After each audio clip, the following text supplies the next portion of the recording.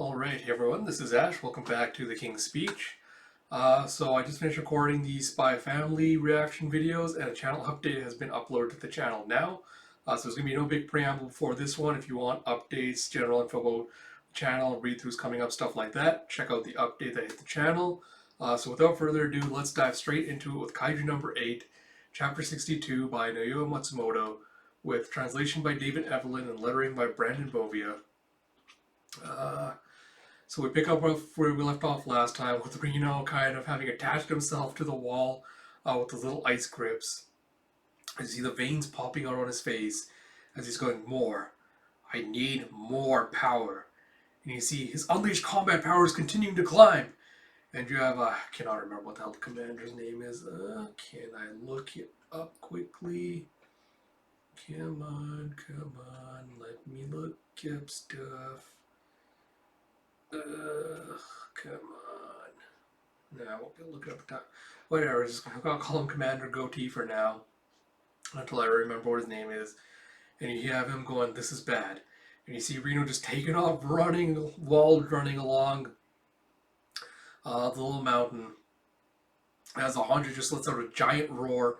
You have a katik, as you have spikes just cracking out of its back.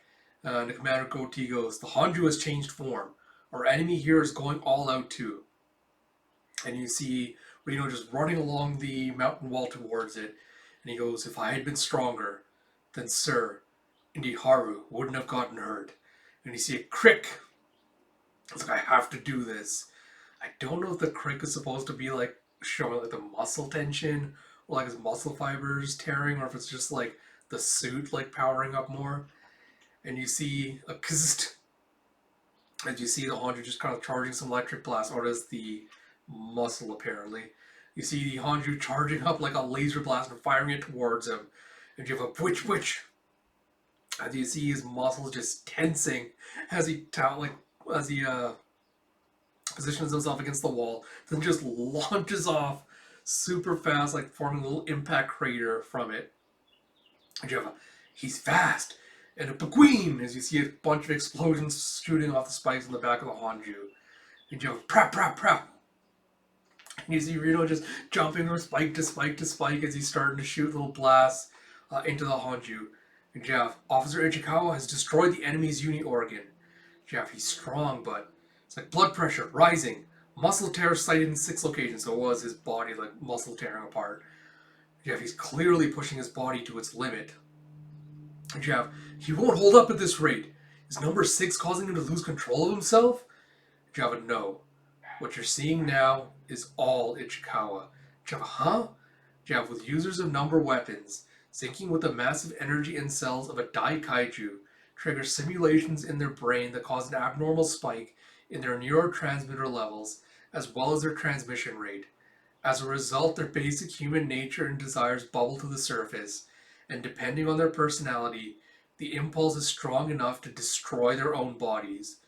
It's like, this can't be. This never happened during training. Jeff, that's what makes the battlefield so scary. Your mind and body enter such an extreme state that it brings forth the unexpected. Not only that, but he's manning a weapon made from number 6, one of the strongest kaiju in history.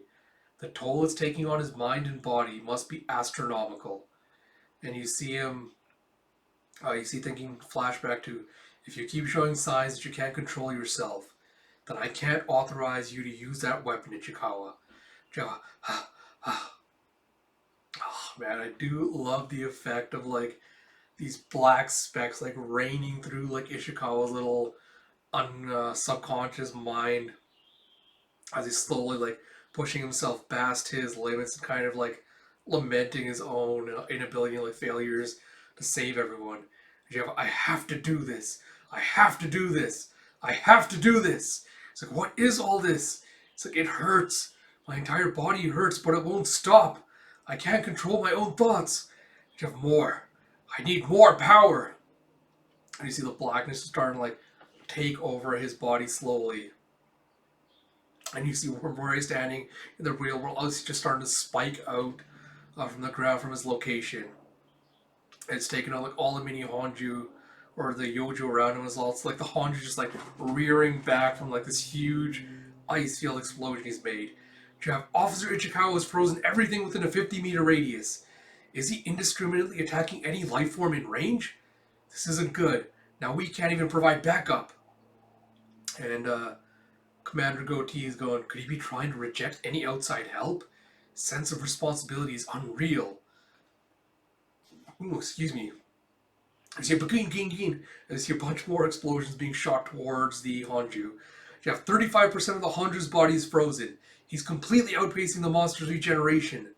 But muscle tears detected in 16 locations, and hairline fractures in 4. He can't keep this up much longer. And you see a giant push as he just impact craters into the ground. You see his eyes have just gone completely white as he's starting to lose consciousness. Ooh. And you see a totter as he falls. And you see one of his legs seems to be twisted at the twisted as he fell. You have left tibia fractured. He's at his limit. And you have Ichikawa. This is the end of the line, son. You have, we're going into neutralize. Toko, you handle relieving Ichikawa. You have Roger. It's like, no way. It's like, wait. It's like, wait. It's like, I'm going to lose again. It's like, weak. It's like, I can't believe I'm so weak. It's like, weak. It's like, I can't save even a single per. Oh my god. Ah, man, I do love that. And you see a Reno as Haru just goes barreling through the ice, just full sprint tilt running towards his boyfriend. You have Haru. It's like, please wait, Captain Ogata. Give Reno and me a little more time, please. It's like, Haru, that area isn't safe right now. Hurry in. And you see a crick as more ice pillars are just like shooting out of the ground. Where Haru just like parkours right over them. And you have Ogata just looking in surprise as he goes, Toko, what was this unleashed combat power again? It's like, I believe it's on record as 24%. 24%? Performing like this? It's like, he is an incredible guy, sir. He's straight-laced and hard work, and he puts his friends above all others. He's so incredible, it's hard not to envy the guy. And you see a Queen as more ice pillars are just shooting out of everywhere. And he sees, Haru sees through a gap in all of them that Reno's kind of curled over. And he goes, I swear he will get the job. And you just see him grabbing the pillars, just wrenching it apart with his strength. He's like, ain't that right? Oh, God. And you see inside, like, subconscious Reno, like, where he's just, like, keeled over, like, tearing up. You see Haru just kind of kneeling in front of him, offering him an arm up. I do really love that. I do. Alright. So, honestly, it's been so long since I did the last chapter, I cannot remember what the speculation I did regarding Ogata's little, like foreshadowing about, like, Reno pushing himself beyond his limits. But I do like the semi-confirmed implication because I think it does confirm a lot of my other theories or biases, at least, that the more compatible,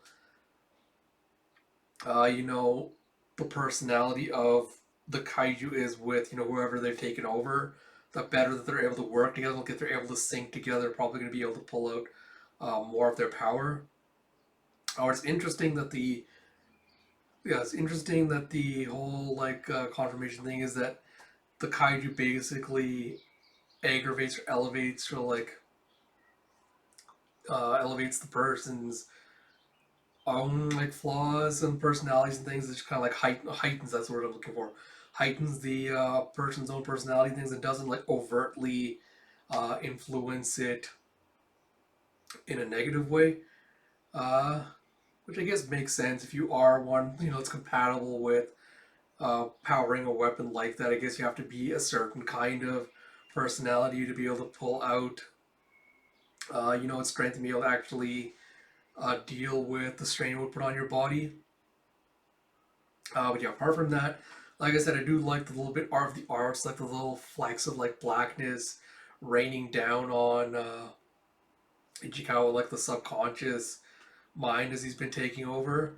And I do love that, like, unlike other series, I do love that this one, more so than others, seems to be utilizing its its ensemble cast better and earlier on in the series than most other ones, which kind of tend to focus only on like 3 or 4 main ones, usually the dudes, and then forgets about the women or forgets about everyone else as it goes on. So I'm wondering if that is going to keep going in this series, like if they are going to start like going to be developing each of them equally or as equally as possible.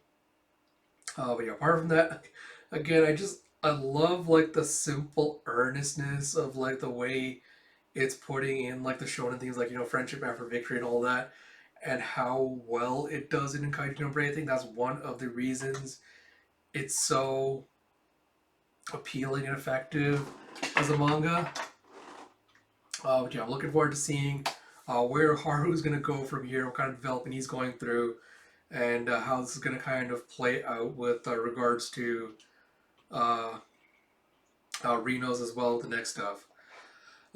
So with all that said, if you enjoyed this video and if you like my content, please do like, comment, subscribe, all that good stuff. It really does help me out a lot.